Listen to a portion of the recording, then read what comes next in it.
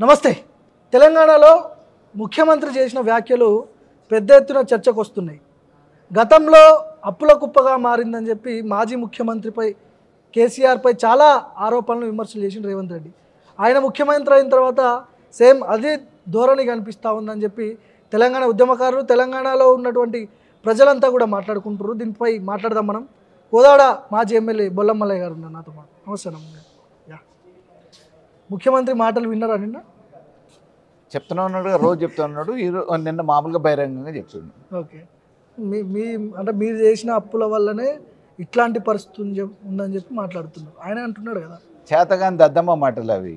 Already 10 సంవత్సరాలు కేసీఆర్ గారి నాయకత్వంలో తెలంగాణ ప్రభుత్వం ఏం చేసింది, ఏమి అభివృద్ధి కార్యక్రమాలు చేసింది, దానికైనా ఖర్చు అయింది, రయమైంది, కాగు రిపోర్ట్లు ఉన్నాయి, ఆడిట్ రిపోర్ట్లు ఉన్నాయి, బడ్జెట్ లెక్కలు ఉన్నాయి. అన్ని ఉన్న తర్వాత తెలిసిన తర్వాత మేము అంతకంటే మెరుగ్గా చేయగలుగుతామని చెప్పి పెద్ద మేధావిగా మాట్లాడి అధికారంలోకి వచ్చి ఈరోజు చేతకాంతనంతో దద్దమ్మ లెక్క చేతులు ఎత్తేసే ప్రయత్నంలో అప్పులు తెచ్చిందని అంటే ఎట్లా? ఇవాళ సంవత్సరాల కాలంలో 17 నెలల్లో దాదాపుగా 1,70,000 కోట్ల రూపాయలు అప్పు తెచ్చినావు. వాటి లెక్క చెప్పా సార్. ఇప్పుడు అప్పులు ప్రభుత్వాన్ని నడపాలంటే అప్పులు చేయాల్సిందే, ఖచ్చితంగా తప్పదు. మాజీ ముఖ్యమంత్రి కేసీఆర్ కూడా అప్పులు చేసిండు. ప్రభుత్వాన్ని నడపాలంటే తప్పనిసరి. కానీ ఏ ప్రశ్న అడిగినా కూడా గత పాలకులు చేసిన తప్పే అని చెప్పి మీ మీదనే ఇది చేస్తున్నారు. ఇప్పుడు గత పాలకులు చేసిరు అంటే అంతకుముందు మామూలుగా అప్పులలో ఉంది, ఈ రాష్ట్రం ఇబ్బందులలో ఉంది, దాన్ని అధిగమించి గట్టెక్కలేదా కేసీఆర్ గారి నాయకత్వంలో? ఈరోజు నువ్వు హామీలు ఇచ్చేటప్పుడు గుర్తు రాలేదా ఈ రాష్ట్రం అప్పులలో ఉందని? హామీలు ఇచ్చేటప్పుడు అడ్డమైన హామీలు ఇచ్చేసి నోటికి వచ్చినట్టు హామీలు ఇచ్చి జనాల్ని మభ్యపెట్టి మాయ చేసి మసిపూసి మారేడుకాయ చేసి ఇష్టారాజ్యంగా అరచేతిలో వైకుంఠం చూపించి అధికారంలో రావడానికి నువ్వు ఆ రోజు హామీలు ఇచ్చి ఈరోజు అధికారంలోకి వచ్చిన తర్వాత నీ అసమర్థతతో చేయటం చేతగాక వచ్చే ఆదాయాన్ని గండికొట్టి చేత కాదు, నేను మామూలుగా ఆదాయం లేదు, అప్పులలో ఉన్నది ఈ రాష్ట్రం అని చెప్పేసి అంటే నీ చేతకాంతనాన్ని మామూలుగా బహిరంగంగా చెప్పుకొని చేత కాకపోతే పక్కకు దిగేయాల. 2 లక్షల కోట్ల ఆదాయం ఉంటే 8 లక్షల కోట్ల అప్పే ఉందని చెప్తున్నారు కదా. అప్పు ఉంది, ఆదాయం ఉంది, రెండు ఉన్నాయనే విషయం మామూలుగా బడ్జెట్ విషయాలలో తెలుసు కదా, కాగు రిపోర్ట్లలో తెలుసు కదా. నీకు లెక్కలు రాకపోతే నీ పార్టీ ఉంది కదా, 120 సంవత్సరాల చరిత్ర కలిగిన పార్టీ అన్నారు కదా. నీతో పాటు ఢిల్లీలో ఉన్న గాంధీలందరూ వచ్చి ప్రచారం చేసి హామీలు ఇచ్చారు కదా. అన్ని రకాల హామీలు ఇచ్చినప్పుడు యాడ్ నుంచి చేద్దామని అనుకుంటున్నావు. మరి ఈ నుంచి ఢిల్లీకి నోట్లు పంపించడానికి అయితే పైసలు వస్తాయి, కానీ రాష్ట్రంలో ఇచ్చిన హామీలు నెరవేర్చడానికి పైసలు రావా? ఓకే, అప్పులు తీసుకొచ్చినప్పుడు నువ్వు 1,70,000 కోట్లు తీసుకొచ్చిన దానికి ఇవాళకి లెక్కపత్రం లేదు. హెచ్సి భూములు కుదవపెట్టి తీసుకొచ్చిన భూములు 10,000 కోట్ల రూపాయలు తీసుకొస్తే 2,000 కోట్ల రూపాయలు రైతు బంధు ఇస్తే మిగతా 8,000 కోట్ల రూపాయలు ఎటుపోయినాయో తెలియకపోయాయి. గుర్తుపడి కమిషన్లకు గుర్తుపడి కాంట్రాక్టర్లకు పైసలు ఇచ్చేస్తాం. ఎకరం భూమి కూడా అమ్మలేదని చెప్తున్నాడు కదా. నేను ఒక ఎకరం కూడా తాకట్టు పెట్టలేదు, అమ్మలేదని చెప్తున్నారు కదా. మరి యాడ్ నుంచి వచ్చిన ఐసిఐసిఐ నుంచి బ్యాంకు 10,000 కోట్ల రూపాయలు అప్పుగా యాడ్ నుంచి వచ్చింది? తనఖా పెట్టినాయే కదా.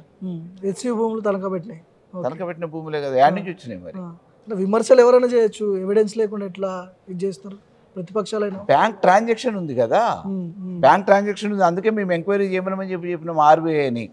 వాళ్ళు సరైన ధృవీకరణ పత్రాలు లేకుండా, ప్రాపర్టీకి సంబంధించిన లోన్కి కావాల్సిన డాక్యుమెంటేషన్ లేకుండా లోన్ శాంక్షన్ చేసి 10,000 కోట్ల రూపాయలు డిస్బర్స్మెంట్ చేశారు. కాబట్టి దీని మీద ఆర్బీఐ విచారణ చేపట్టాలని చెప్పేసి ఆ రోజు కేటీఆర్ గారి నాయకత్వంలో మామూలుగా రిప్రజెంటేషన్ చేయడం జరిగింది, లెటర్ రాయడం జరిగింది.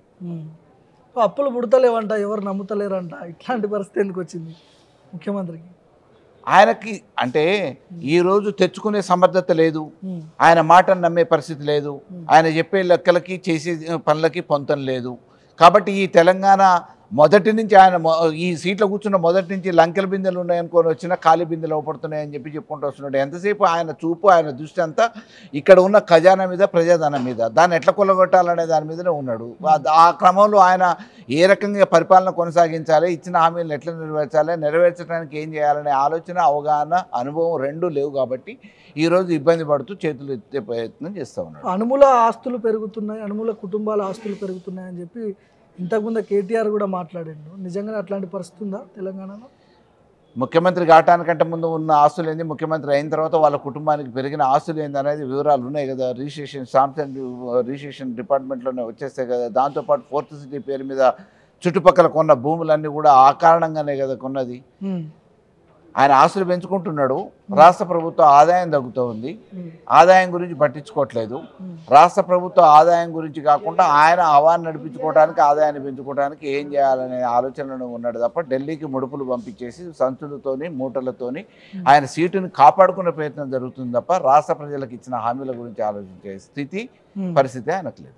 బ్యాంకు వాళ్ళు కూడా నమ్మట్లేదంట ముఖ్యమంత్రిని, రాష్ట్ర ప్రభుత్వాన్ని కూడా నమ్మట్లేదంట. గతంలో కూడా రేవంత్ రెడ్డి చెప్పిండు అప్పుల కుప్పగా మారిపోయింది, ఎయిడ్స్ పేషెంట్తో కోల్చిండు తెలంగాణ. ఎట్లా చూడాలి దీన్ని? చేతగానోడు మాట్లాడే మాటలు కదా అవి, చేతనయ్యేటోడు మాట్లాడు కదా. చేతనైతుంది నేను పేద మగోడిని, నేను దుంత రాష్ట్రంలో ఆయన ఇచ్చేది ఏంది 2,000 4,000 ఇస్తా అని చెప్పేసి 10,000, ఆయన ఇచ్చేది ఏంది 15,000 ఇస్తా అని చెప్పానంటివి. మరి ఆ రోజు అన్నోని ఈరోజు చేయాలి కదా. ఎవరిని మోసం చేస్తావు? ప్రజలను ఆల్రెడీ మోసం చేస్తావు, ఇంకెవరిని మోసం చేస్తావు? ఇప్పుడు చాలామంది మాట్లాడుకుంటున్న మాటలు ఏంటంటే తెలంగాణ సమాజం ఏమంటారు అంటే 10 ఏళ్ళు పాలించారు కదా, 10 ఏళ్ళు టైం తీసుకున్నారు బీఆర్ఎస్ వాళ్ళు, 2 ఏళ్ళు కూడా కాలేదు, ఎందుకు ఇట్లాంటి బట్టగాల్చి మీ దేశ ప్రయత్నాలు ఎందుకు జరుగుతున్నాయి? 5 ఏళ్ళు పూర్తిగా పాలించిన తర్వాత ప్రజలే ఓట్లేస్తారు కదా. మళ్ళీ లాస్ట్ చివరి సంవత్సరం కోసం కాదు కదా హామీలు ఇచ్చింది, 5 సంవత్సరాలకు కదా హామీలు ఇచ్చింది. 5 సంవత్సరాలకు హామీలు ఇచ్చినప్పుడు 5 సంవత్సరాలకు సంబంధించిన హామీలను అయితే నెరవేర్చాలి కదా. లాస్ట్ చివరి సంవత్సరంలో మొత్తం నువ్వు 5 సంవత్సరాలు 60 నెలలు ఇయ్యలేవు కదా. కాబట్టి నువ్వు మొదటి రోజు నుంచి ప్రభుత్వం ఏర్పడ్డ నాటి నుంచి నువ్వు ఇచ్చిన హామీలు ఏదైతే నెరవేరుస్తా అని చెప్పినావు, డిసెంబర్ 9వ తారీఖున రుణమాఫీ అన్నావు, చెయ్యాలి. అదే రకంగా 100 రోజులలో అన్నావు, హామీలు నెరవేర్చాలి. మొన్నేమన్నావు జనవరి 26వ తారీఖున రుణమాఫీ అన్నావు, ఎటుపోయే? రైతు బంధు మార్చి 31 లోపల చేస్తా అన్నావు, ఎటుపోయే? కాబట్టి ఈరోజు చేతగాని దద్దమ్మ మాటలు మాట్లాడుకుంటూ రాష్ట్ర ప్రభుత్వాన్ని డొల్లతనం చేసి వేరే దేశాల ముందు, వేరే రాష్ట్రాల ముందు తెలంగాణని చిన్నచూపు చూసే విధంగా తయారు చేసే ఒక దుర్మార్గమైన పాలన కొనసాగిస్తున్నారు రేవంత్ రెడ్డి. ఇప్పటికైనా బుద్ధి తెచ్చుకొని తెలంగాణ గౌరవాన్ని కాపాడటానికి, ఇచ్చిన మాటలు నిలబెట్టుకోవడానికి ప్రయత్నం చేయాలి. కాంగ్రెస్ పార్టీ వర్షన్ ఏంటంటే బీఆర్ఎస్ పార్టీ 100 కోట్ల రూపాయలు ఖర్చు పెట్టి సోషల్ మీడియాని ప్రభావితం చేస్తుంది, బండబూతులు తిట్టిస్తుంది ఊర్లలో పోయి రచ్చబండాల దగ్గర. ప్రజలు కూడా అదే నమ్ముతున్నారు. ఒక అబద్ధాన్ని 100 సార్లు చెప్తే అది అబద్ధం అయిపోతుంది కదా అని లైన్లో మాట్లాడుతున్నారు. అట్లా కాదు, రాష్ట్రం దివాలా తీసిందని మేము చెప్పినామా? రాష్ట్రం దివాలా తీసింది, ఈరోజు అప్పులలో ఉన్నది, అప్పు పుట్టట్లేదు, అప్పు ఇయ్యొద్దు రేవంత్ రెడ్డి కానీ ఎవరైనా చెప్పినామా? ఆయన వైఫల్యాల గురించి చెప్తున్నాము. ఆయన వైఫల్యాలు ఏవైతే మామూలుగా ఇస్తా అని చెప్పిన హామీలు ఉన్నాయో, 2500 మహాలక్ష్మి పథకం కింద ఇస్తా అన్నాడు ఆడపడుచులకి, ఇవ్వమంటున్నాం. ఇచ్చిండా మీకు అని చెప్పేసి మా దగ్గరకు వచ్చిన వాళ్ళని అడుగుతున్నాం.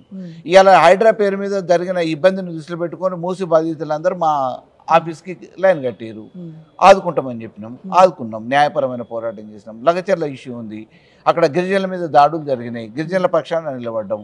హెచ్సి విద్యార్థులు వచ్చారు, మొరబెట్టుకున్నారు, డెఫినెట్గా మామూలుగా బాధితులుగా మమ్మల్ని గుర్తించండి అన్నారు. న్యాయస్థానం దగ్గరికి మామూలుగా గావా లాంటి వాళ్ళు డైరెక్ట్గా కేసుని టేకప్ చేసారు, ఈరోజు న్యాయ పోరాటం చేసారు. ఇప్పుడు ఈ 6 గ్యారంటీల గురించి అడిగినప్పుడు, మీలాంటి వాళ్ళు క్వశ్చన్ చేసినప్పుడు, జర్నలిస్టులు మాట్లాడుతున్నప్పుడు, గతంలో మీ బీఆర్ఎస్ పార్టీ వాళ్ళు కూడా చాలా హామీలు ఇచ్చారు. దళిత ముఖ్యమంత్రి అన్నారు, 3 ఎకరాల భూమి అన్నారు. ఇవి ఏమన్నా పూర్తి స్థాయిలో అమలు చేశారు? దళిత ముఖ్యమంత్రి అన్నమా, ఇంకోటి అన్నమా, అన్న తర్వాత ఏం జరిగింది ఏంది? ముఖ్యమంత్రి అదే రేవంత్ రెడ్డి చెప్పిండు. ఈనాటి ముఖ్యమంత్రి రేవంత్ రెడ్డి గారు గతంలో కూడా కేసీఆర్ గారు దళిత ముఖ్యమంత్రి అని గతంలో చెప్పిండ్రు తప్ప దళిత ముఖ్యమంత్రిని చేస్తా అని ఎన్నికలకు పోలేదు. నేనే ముఖ్యమంత్రిని అవుతా అని చెప్పేసి ఎన్నికలలో పోయినరు. దాన్ని మనం తప్పు పట్టలేమని చెప్పేసి స్వతహాగా రేవంత్ రెడ్డి చెప్పిన మాటలు ఉన్నాయి. ఓకే, సో మీ నల్గొండ ప్రాంతం విషయం కాబట్టి అడుగుతున్నాను. నల్గొండ, హైదరాబాద్ టు నల్గొండ వెళ్ళడానికి కూడా హెలికాప్టర్లు వాడుతున్నారంట మంత్రులు, షేర్ ఆటోలు వాడినట్టు వాడుతున్నారని చెప్పి అంటారు. అట్లాంటి పరిస్థితి ఉందా? హైదరాబాద్ టు నల్గొండ, కోదాడు కాదు, కోదాడు టు ఇంకో 15 కిలోమీటర్లు ఉన్న మామూలుగా హుజూర్నగర్ కూడా హెలికాప్టర్, హుజూర్నగర్లో కూడా వేరే మండలాలకు హెలికాప్టర్. షేర్ ఆటో కంటే ఇంకా ఘోరంగా ఉంది. షేర్ ఆటో అన్న మామూలుగా ఒక్కడి నుంచి ఒక్కడికి ఉంటుంది, అంతకంటే ఘోరంగా వాడుతున్నారు. నిజంగా అట్లాంటి పరిస్థితుందా? మీరు ఏమన్నా తప్పుదో పట్టించి చేస్తున్నారు? మీరు షెడ్యూల్ తీసుకుంటూ వచ్చేస్తుంది మంత్రుల షెడ్యూల్, ఎక్కడి నుంచి ఎక్కడికి వచ్చింది, హెలికాప్టర్ ఎక్కడెక్కడికి మామూలుగా వాళ్ళు షెడ్యూల్కి వాడుకున్నారు. వాళ్ళ షెడ్యూల్ రిలీజ్ చేసింది గవర్నమెంట్, ఐఆర్ డిపార్ట్మెంట్లో ఉంటుంది కదా. మేము చెప్పడం ఏంది, వాస్తవం ప్రజలకు తెలుసు, అందరికి తెలుసు, మీడియాకి తెలుసు. మొత్తానికి కాంగ్రెస్ పార్టీని ఒక అంటే బురద జల్లే ప్రయత్నంలో సోషల్ మీడియా ద్వారా బీఆర్ఎస్ పార్టీ సక్సెస్ అయింది అనుకోవచ్చా? అది ఉన్న వాస్తవాలు మాట్లాడితే కాదు ఉన్న వాస్తవాన్ని మాట్లాడితే బురద చల్లటం ఏంది? ఓకే, మీకు అది రెండు ఒకవేళ సంవత్సరాల్లోనే మీకు దేని మీద అనుమానం ఉంటే దాని మీద ఛాలెంజ్ని స్వీకరించడానికి సిద్ధంగా ఉన్నాం, చర్చించడానికి సిద్ధంగా ఉన్నాం, ఎక్కడికక్కడ చర్చకన్నా ఉన్నాం. ఇప్పుడు మీరు మామూలుగా రుణమాఫీ అయింది అని అన్నారు. రుణమాఫీ కాలేదు, మీ నియోజకవర్గానికైనా మా నియోజకవర్గానికైనా పోదాము, లేకపోతే రాష్ట్రంలో ఏ నియోజకవర్గానికైనా పోదామని చెప్పి కేటీఆర్ గారు అన్నారు, హరీష్ రావు గారు అన్నారు. మరి ఎందుకు స్వీకరించలే అసెంబ్లీలో ఆ ఛాలెంజ్ని? ఇవాళ ఎందుకు మాట్లాడట్లేదు? ఎక్కడెక్కడైతే బాధితులు ఉన్నారో, ఎక్కడైతే లబ్ధిదారులు మాకు రుణమాఫీ కాలేదన్నారో వాళ్ళ గురించి మాట్లాడుతున్నాం. వాళ్ళు మాతో మాట్లాడుతున్న విషయాలు టీవీ ఛానల్స్లలో వస్తున్నాయి, సోషల్ మీడియాలో. మీ ప్రాంతంలో రుణమాఫీ కాలేదా పూర్తి స్థాయిలో? ఏ ప్రాంతంలో కాలే, యావత్ తెలంగాణలో ఏ మూలకు పోయినా, ఏ 119 నియోజకవర్గాలలో ఎక్కడ కూడా పూర్తి స్థాయిలో రుణమాఫీ జరగలేదు. దీని మీద మేము కట్టుబడి ఉన్నాం. గతంలో మీరు చాలామంది ముఖ్యమంత్రులు చూసుంటారు. గతంలో రేవంత్ నిన్న మాట్లాడిన మాటలు ఏ ముఖ్యమంత్రి అని మాట్లాడినా మీరు చూసిరు? అట్లా చరిత్రలో లేదు, రోషే గారే చెప్పిండ్రు కదా. పాత వీడియో వైరల్ చేస్తున్నారు అట్టుంది. కాదు, ఏ ముఖ్యమంత్రి ఆ స్థాయిలో మాట్లాడకూడదు అని చెప్పేసి గతంలో ఉన్న ఒక అనుభవాన్ని దృష్టిలో పెట్టుకొని మాట్లాడారు. అంతకంటే ఘోరంగా మాట్లాడారు కాబట్టి పాత వీడియో ఇప్పుడు బయటకు వచ్చింది. రోషే గారు అయితే ఇప్పుడు లేరు కదా పాపం. ఆ గతంలో ఉన్న ఒకళ్ళిద్దరు ఎవరైనా మామూలుగా మాట్లాడిన సందర్భాన్ని పురస్కరించుకొని వారు మాట్లాడారు. ఆ మాట్లాడింది ఇంకా దానికంటే ఎక్కువ కళ్ళ కట్టినట్టు ఇప్పుడు రేవంత్ రెడ్డి మాట్లాడింది కదా. సరైన డైరెక్షన్ ఇవ్వట్లేదంటారా రేవంత్ పక్కన ఉన్న టీం కావచ్చు, ఎవరైనా కావచ్చు? బయట ఇట్లాంటి ప్రచారం జరుగుతుందని చెప్పి ఆయనకైనా ఐడియా ఉండొచ్చా? ఏమనుకుంటారు మీరు? ఆయనకైనా ఆయన దృష్టిలో ఉందా అసలు? ఆయనకి సంబంధించిన విషయం అది. పక్కన వాళ్ళు ఏం సలహాలు ఇస్తున్నారు, ఆయన పార్టీకి ఏమి నచ్చ చెప్పుకుంటున్నాడు, ఆయన నోటీసులో ఏముంది, ఆయన పక్కన ఉన్న భజన పనులు ఏం చేస్తున్నారు, ఆయన చెప్పేదే కరెక్ట్ అంటున్నారా ఏంది అనేది ఆయనకు సంబంధించిన విషయం. బట్ ఓవరాల్గా ఒక సామాన్య మానవుడు ఏం ఆలోచిస్తాడు? నువ్వు ఇచ్చిన హామీలను నమ్మి ఓటేసిన ప్రజలు ఏమో ఆలోచిస్తారు, నాకు ఎప్పుడు చేస్తారా ఎప్పుడు చేస్తారా అని ఎదురు చూస్తుంటారు. ఆ ఎదురు చూసే క్రమంలో నువ్వు ఇచ్చిన హామీని, ఇచ్చిన మాటలు నిలబెట్టుకునే ప్రయత్నం చేయాలి. తెలంగాణ ప్రజలకు ఇప్పుడు ఇంకా 3 ఏళ్ళ పాలన మాత్రమే మిగిలి ఉంది, కాంగ్రెస్ పాలన. ఖచ్చితంగా మేమే అధికారంలోకి వస్తామని మీరు చెప్తున్నారు. తెలంగాణ ప్రజలకు మీరిచ్చే హామీ ఏంటి? ఇప్పుడు అనుముల కుటుంబం ఆస్తులు పెరుగుతున్నాయని చెప్తున్నారు, ఆస్తులు సంపాదించుకుంటున్నాం అని చెప్తున్నారు. మీరేం హామీ ఇస్తారు ప్రజలకి? ప్రజలకి మేము గతంలో ఆల్రెడీ మా పరిపాలన చూసారు, మా పరిపాలన ఎట్లా ఉంది, మా పనితీరు ఎట్లా ఉంది అనేది ప్రజలు గమనించారు. ఇప్పుడున్న కాంగ్రెస్ రేవంత్ సర్కార్ ఏ రకంగా చేస్తుంది అనేది పోల్చుకుంటున్నారు. దీంట్లో రేవంత్ రెడ్డి సర్కార్ బాగుంటుందా, కేసీఆర్ గారి నాయకత్వం, కేసీఆర్ గారి పరిపాలన బాగుంటుందా అనేది ప్రజలకు గమనిస్తారు. కాబట్టి మేము కొత్తగా హామీలు ఇవ్వాల్సిన పని ఏం లేదు. మా పరిపాలన గురించి తెలుసు, మా అనుభవం గురించి తెలుసు, మా పనితీరు గురించి తెలుసు. కాబట్టి మా పనితీరుని మెచ్చుకొని మేము ఏం హామీలు ఇస్తాము, ఏం చేయాలనేది ఎన్నికలు వచ్చేటప్పటికి అధిష్టానం ఉంటుంది, అధిష్టానం మేనిఫెస్టో ఉంటుంది, అప్పుడు నిర్ణయాలని. కానీ ప్రజలు ఈరోజు ఏమనుకుంటున్నారు? కేసీఆర్ గారు చేసిన అడగని పనులు కూడా ఎన్నో చేసారు. కాబట్టి కేసీఆర్ గారి నాయకత్వం ఈ రాష్ట్రానికి శ్రీరామ రక్ష. వీళ్ళు సంపాదించుకున్న ఆస్తులు బయటకు తీసే ప్రయత్నాలు ఏమైనా ఉంటాయా? కక్కిస్తారా? ఏమన్నా కక్కిచ్చే అవకాశాలు ఉన్నాయా? లేకపోతే ఇప్పుడు ఎవరైతే అనుముల కుటుంబం అని చెప్పి ఆస్తులు సంపాదించుకుంటారు అని చెప్తున్నారో వెలికి తీసే ప్రయత్నాలు ఉంటాయి, వదిలేస్తారా?